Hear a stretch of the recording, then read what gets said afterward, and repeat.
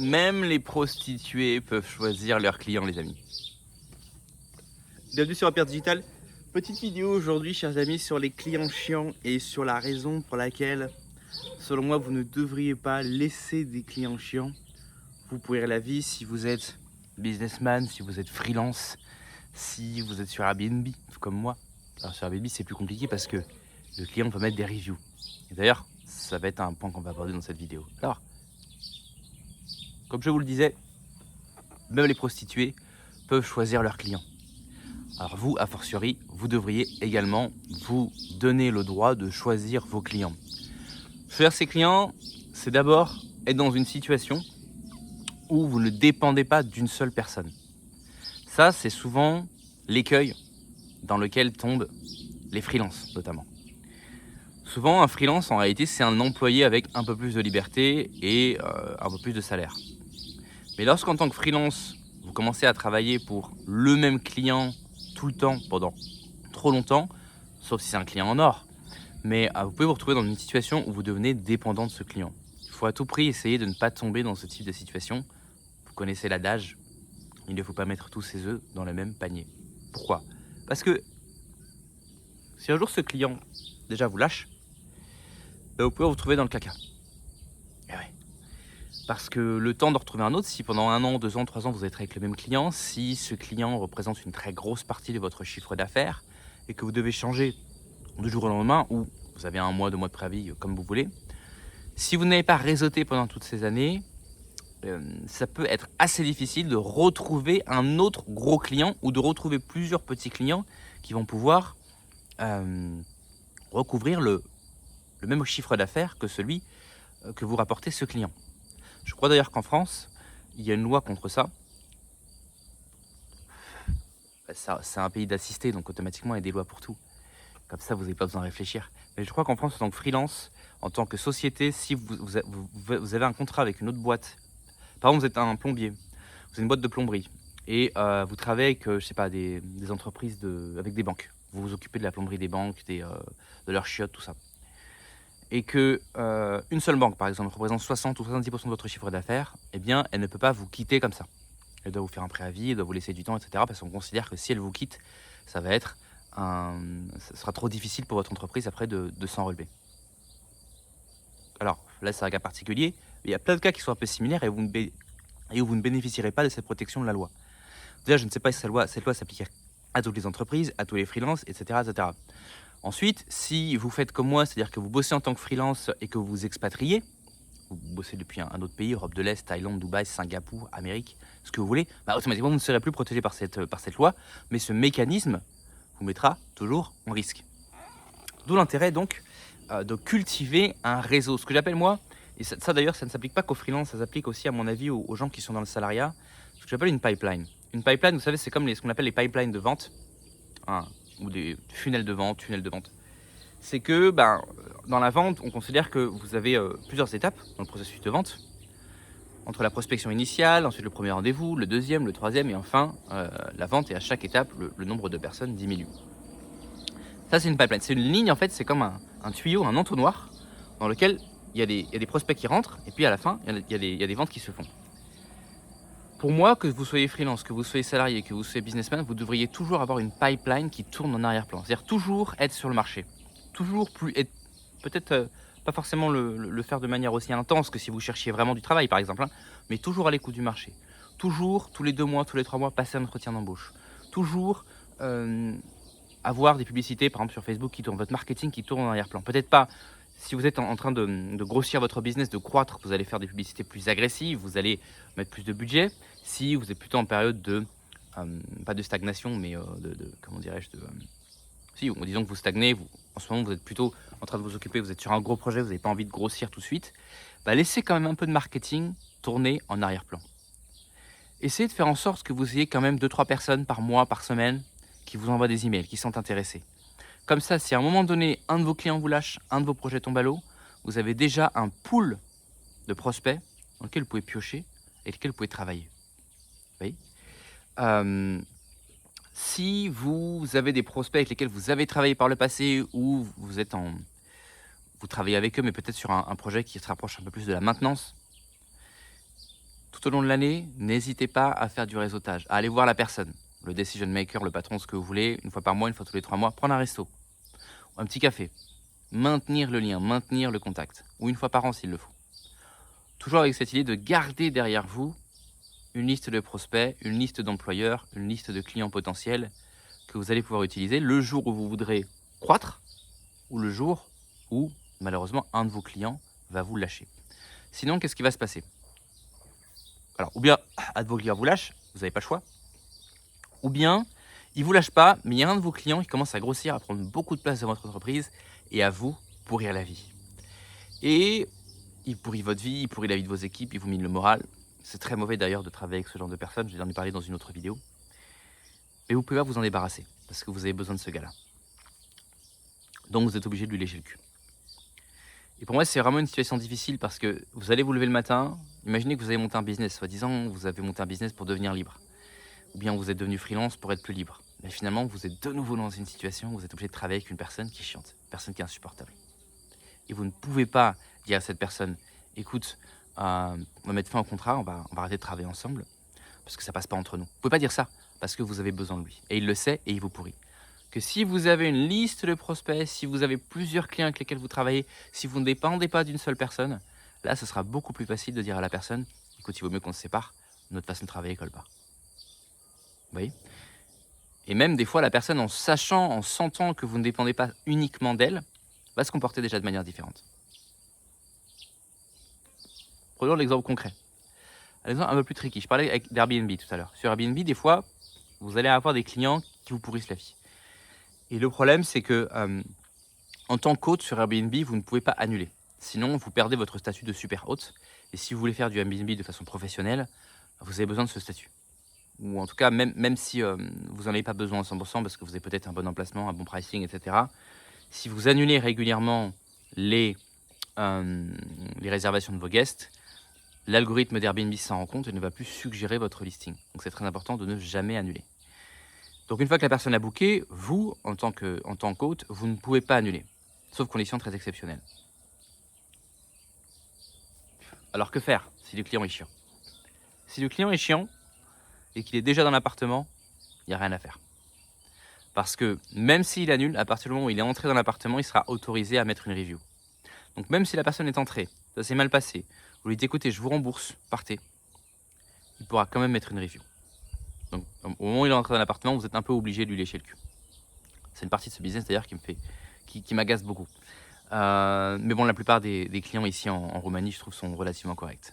En revanche, ce qui peut arriver, et c'est ce qui m'est arrivé tout à l'heure, et c'est pas la première fois que ça m'arrive, c'est que le client, une semaine, 5 jours, 3 jours avant la réservation, commence déjà à vous pourrir. Alors quand vous débutez, vous ne pourrez pas forcément savoir quels sont les clients chiants. Mais comme vous avez plusieurs années d'expérience sur la plateforme, vous allez tout de suite sentir les gens qui sont chiants. En fait, vous avez 2 types de clients. Le type qui vient, qui paye, qui se tait et qui met un 5 étoiles. Et le type qui vient, ou plutôt qui vient pas, qui hésite, qui pose des questions, qui book, qui repose des questions, il n'est pas content, il veut une serviette de plus, il veut des draps en plus, vous voulez expliquer que les draps supplémentaires c'est payant, que c'est écrit dans la description, bien sûr il n'a pas eu la description, il n'est pas content, etc., etc., etc. Et en fait il va vous pourrir. Donc dès le début, si la personne commence à poser trop de questions, c'est souvent un red flag. Et aussi la façon dont la question va être posée. Est-ce que ce sont des gens qui ont des belles tournures de phrases, qui sont polis, qui disent « excusez-moi de vous déranger » ou est-ce que c'est des gens qui disent « veuillez ceci, ceci, ceci, cela, j'apprécierais ceci, ceci, cela, I expect », on dit en anglais « this and that ». Des gens qui ont des tournures de phrases plutôt dominantes, où ils vont être plutôt en train de vous ordonner de faire des choses, ça, généralement, ça va mal se terminer. Ce qui se passe, ce qui m'est arrivé, alors, je vais raconter une première anecdote et ensuite une deuxième. C'était un mec qui arrive et il arrive et il dit est-ce que vous pouvez me faire une facture? Je lui dis non. Les hôtes ne peuvent pas faire de facture puisque sur Airbnb, en fait, vous ne payez pas l'hôte. À aucun moment, l'entreprise de l'hôte, mon entreprise, n'envoie pas de facture au client. Vous payez Airbnb et Airbnb paye l'hôte. Donc c'est Airbnb qui donne les factures. Je dis à la personne, pour avoir une facture, vous devez demander à Airbnb. Et je suis tellement gentil que je fais la recherche Google pour lui et je lui donne la page d'aide. Et le gars me dit, il commence à s'énerver. Oh machin, j'avais dit que je voulais une facture et tout. Je dis, monsieur, je vous explique qu'il n'y avait pas de facture. Et vous avez quand même pris l'appartement. Enfin, moi, je ne peux pas vous donner une facture. Airbnb peut vous donner une facture. Il suffit de les contacter. Commence à monter le ton. il n'avait pas encore pris l'appartement et je sentais que ça allait être un chieur. À ce moment-là, que faire? La pire réaction, c'est d'attendre. Parce que rappelez-vous, une fois qu'il est rentré dedans, vous êtes bloqué. Une autre mauvaise réaction, c'est de rester un peu dans une situation où la relation entre vous et votre client est un peu pas terrible. Tu vois, ça commence mal. La bonne réaction, c'est, j'allais dire directement, d'agresser le client. On ne sait pas de l'agresser, mais de se montrer très ferme, presque désagréable, pour lui donner envie d'annuler. Donc j'ai dit au gars, monsieur, je ne peux pas vous donner de facture. Si vous n'êtes pas content, vous êtes libre d'annuler et je vous donnerai un remboursement total. Quand la personne entend ça, en général, elle est blessée dans son ego parce qu'elle voit que comment il ose me parler comme ça, etc. Et elle va vouloir annuler. Je leur donne le remboursement total. Mais le fait que la personne annule avant d'être rentrée dans l'appartement fait qu'elle ne peut pas me donner une mauvaise review. Et en plus, moi, ça m'évite après de me coltiner un chieur qui, de toute façon, m'aurait sans doute donné une mauvaise review. Ça, c'était le premier exemple. Petit café, j'enchaîne avec le deuxième, celui de ce matin. Je vais le balayer dans 5 minutes. Celui de ce matin. Celui de ce matin, c'est une jeune femme, une étudiante, qui vient et elle pose 400 questions. Ça ne me dérange pas, elle a fait un booking pour une semaine. En général, si la personne loue un mois et pose 400 questions, ça ne me dérange pas, puisque c'est normal de vouloir se renseigner quand on reste longtemps. Si c'est pour 2 jours, pour moi, un bout d'un moment, je réponds plus, je leur dis... si les mecs posent trop de questions pour 1 ou 2 jours, limite, je fais semblant qu'il n'y a pas le truc. Genre, est-ce que vous avez ça, est-ce que vous avez ça? Non, on n'a pas. Parce que j'ai pas envie qu'ils prennent la réservation. Parce que je sais que c'est un chieur. Mais là, c'était pour une semaine. Je me dis, à la limite, pour une semaine, elle vient pour réviser, elle a besoin d'un endroit calme. Je comprends qu'elle pose des questions. Je réponds volontiers à ces questions. Et c'est une personne, en plus, qui communique en faisant des pavés immenses. Donc, il faut que je suis là, je suis en train de lire. Je réponds à sa première série de questions. Arrive une deuxième série de questions. Finalement, elle décide de prendre l'appartement. Et là, elle me dit, oui, machin, etc., j'apprécierais si je pouvais arriver plus tôt, pour l'heure du check-in, du check-out. Vous savez que moi, dans mes appartements, j'ai du turnover. Ce sont des listings qui sont optimisés. Comme je vous ai dit, mes listings sont dans leur catégorie parmi les meilleurs performeurs de cette ville. Et donc, ça veut dire que très régulièrement, ce qui se passe, c'est que le même jour, j'ai le matin quelqu'un qui sort, l'après-midi, quelqu'un qui rentre. Tout ça est prévu à l'avance, c'est mis dans le planning de la bonne y va, tout ça est bien huilé. Disrupter ce planning demande des efforts de ma part et de la part de ma femme de ménage. Ce sont des appels à donner, ce sont des vérifications à faire, c'est potentiellement de la friction. Le locataire qui n'a pas bien compris. On lui a dit qu'il pouvait partir 1 heure plus tard, il part 2 heures plus tard. C'est tous ces problèmes que ça va créer. Si la femme de ménage arrive trop tard, ça veut dire qu'elle n'aura pas le temps de finir le nettoyage pour le prochain guest ou qu'elle va devoir l'abréger. Donc le bâcler, donc potentiellement une mauvaise review. Donc c'est toute cette disruption qui fait que moi, c'est pas à mon avantage d'offrir gratuitement ce qu'on appelle des early check-in, donc des check-in plus tôt que l'heure prévue, ou des late check-out. Donc ce que j'ai fait, c'est que maintenant j'ai un message automatique qui dit à mes guests, nous pouvons exceptionnellement, sur demande, vous donner un late check-out ou un late check-in, mais pour ça il faut payer. Et encore, c'est pas systématique, parce qu'il y a des situations où on ne peut pas le faire tout simplement. Donc la personne me dit, voilà, j'apprécierais que nanana, et tu sais, elle te parle comme ça, elle exige. Au fait, moi je viens plus tôt. Je lui dis, je peux demander à ma bonne, mais ce sera 20 €. Et là, elle n'est pas contente. Je ne comprends pas, nanana, je n'apprécie pas du tout qu'on me fasse payer ça.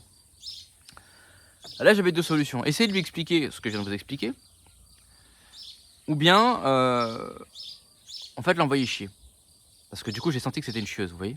Déjà, avec toutes les questions qu'elle posait, et puis là aussi avec le ton qu'elle a tout de suite adopté, lorsqu'elle a vu que je lui ai refusé. À tous les coups, c'est le genre de personne qui vient, elle vient toute seule.